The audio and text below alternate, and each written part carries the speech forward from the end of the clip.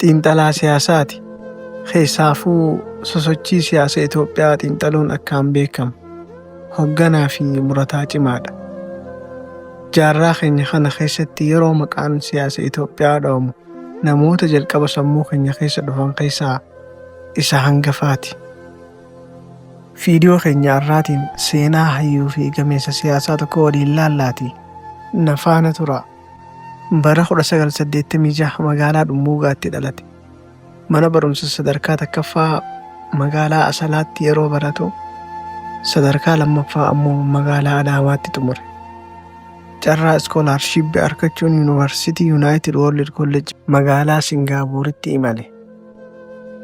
Bara 2005 barumsa isaa Singaapuritti xumuruun achii bahe. Ammallee barumsa isaa itti fufuun yuunivarsiitii Staanfoord irraa barumsa siyaasaatiin bara 2009 eebbifame. Bara 2012 Human Rights takkaahuu barumsa mirga dhala namaatiin yuunivarsiitii Kolombiyaa irraa eebbifame. Hayyuu fi gameessi nuti baannu kunis Jawaar Mohammadi. Jawaar Mohammad kan beekamuun hoogganaa sochii qeerroo Oromootii fi miidiyaa yeroo sochii qeerroo san shoora guddaa taphatee gad dhaabuuni. Erga mootummaan Abiyyii qabatee Jawaaris biyyatti deebi'ee booda baatii Juun guyyaa 30 bara 2020 Jawaarii fi hooggantoonni Oromoo du'a Haacaaluu booda rabshaa kaastan jechuudhaan hidhaman. Haala ulfaataa fi rakkoo jajjabduu keessa kitaaba isaa Hin Gaabbu jedhu akka barreesseetu himama. Bara 2022 Janawaarii guyyaa 7 mootummaan Itoophiyaa dirree siyaasaa babal'isuuf bilisaan gadhiise.